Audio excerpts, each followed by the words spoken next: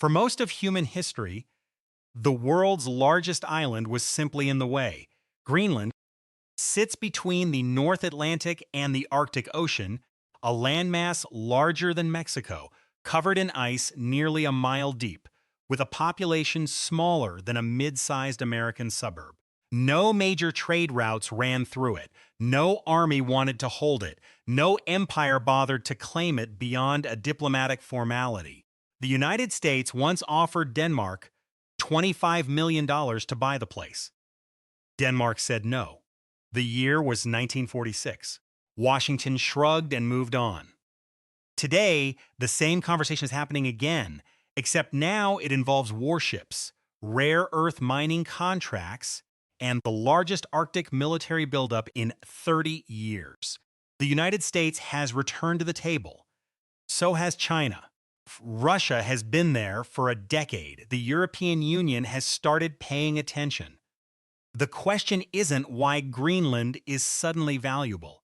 The question is why it took this long for everyone to notice. Start with what makes Greenland's geography strange on a map.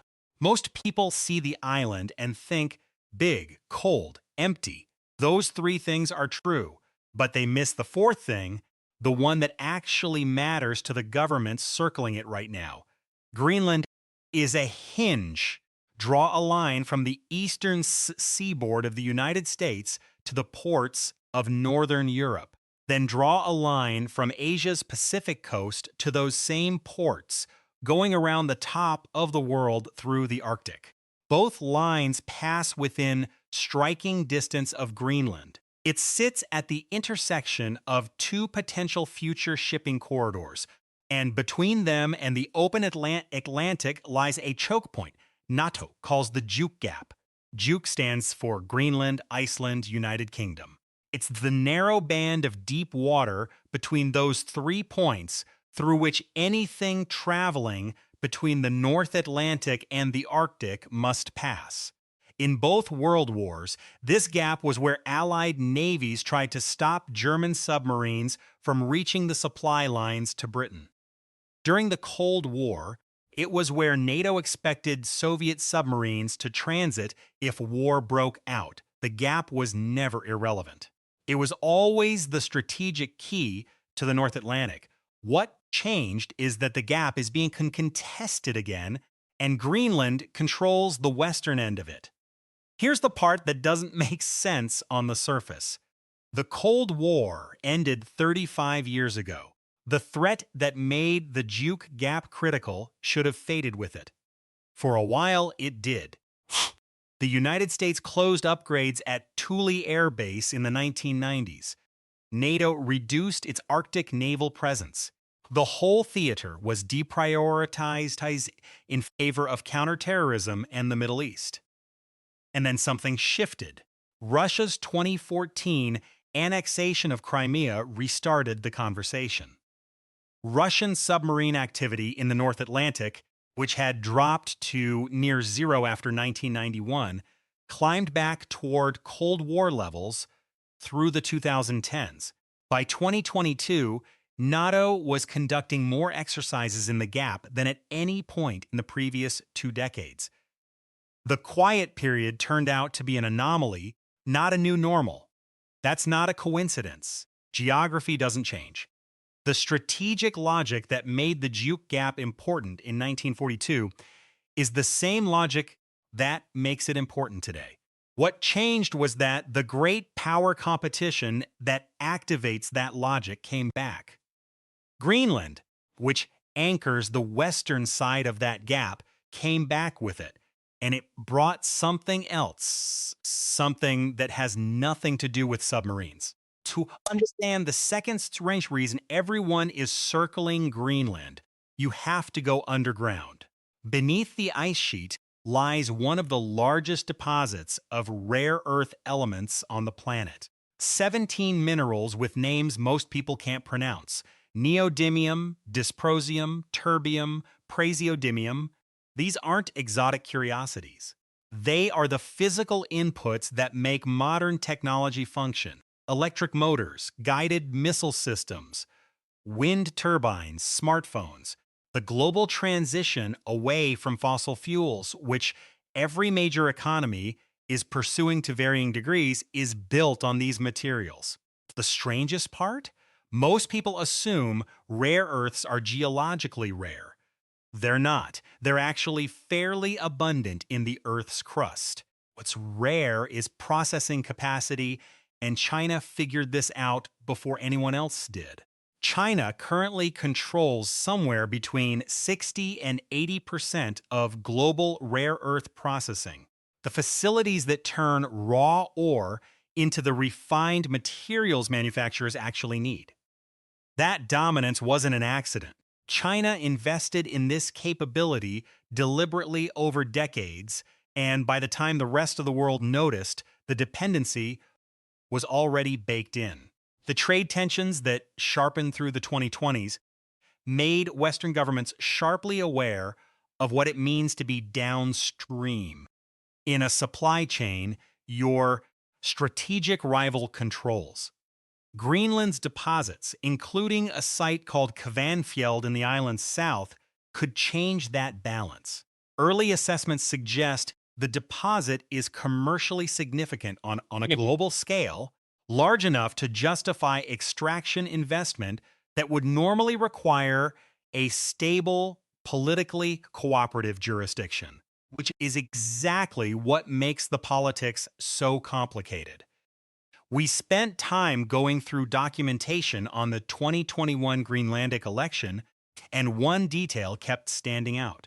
The party that won ran almost entirely on stopping the Kvanfjeld project, not slowing it, not renegotiating it, stopping it. The vote was essentially a referendum on whether Greenland would become a rare earth resource base for outside powers. The answer was no. This creates a specific problem for everyone trying to gain access. Greenland is technically part of the Kingdom of Denmark, but it has its own parliament, its own government, and an active independence movement that has been building for decades. The United States can't simply buy the island, as Denmark made clear in 1946 and again in 2019 when the subject came up again to considerable diplomatic embarrassment. China can't sign extraction contracts over the objections of Greenland's elected government without triggering exactly the kind of international scrutiny it wants to avoid. The EU can offer partnership but can't compel participation. The island has leverage precisely because everyone wants what's under it. Here's where the story gets genuinely uncomfortable. Greenland's independence movement has real popular support, with consistent polling showing majorities favoring eventual independence from Denmark. The path to economic independence requires either a replacement for the roughly $500 million Denmark transfers to the Greenland government each year, or sufficient natural resource revenue to close that gap. The people circling Greenland know this arithmetic. Some of them are actively trying to accelerate it. The theory is simple. An independent Greenland that needs investment partners is far more accessible than a Greenland that remains under Danish sovereignty and Danish environmental regulation. Unpopular opinion. The enthusiastic international support for Greenland's right to self-determination is almost entirely instrumental.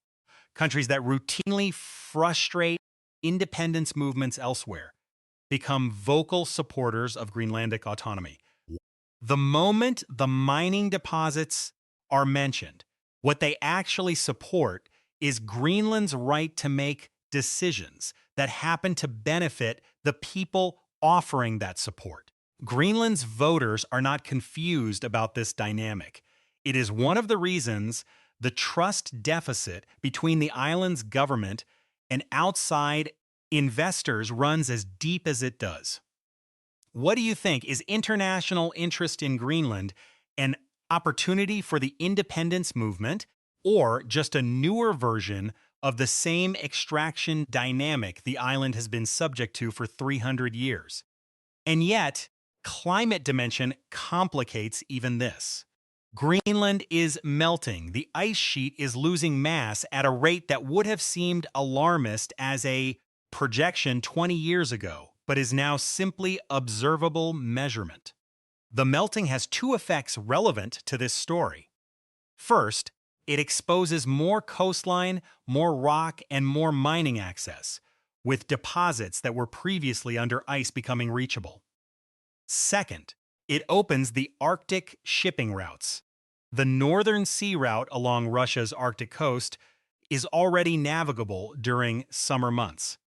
The Northwest Passage along Canada's Arctic archipelago has seen commercial traffic that would have been impossible in the 1990s.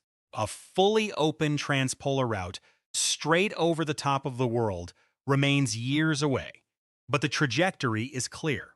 If those routes become reliably navigable, they would cut thousands of miles off the journey between Asia and Northern Europe compared to the current path through the Suez Canal.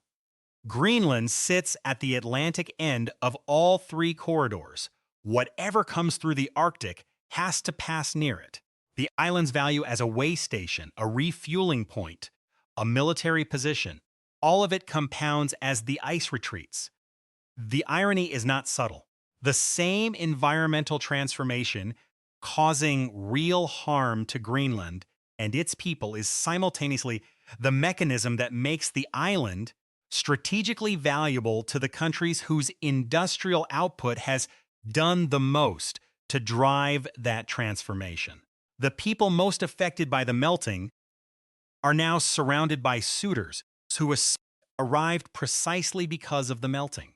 One thing worth noting about the United States' position specifically, the U.S. military never fully left Greenland after World War II.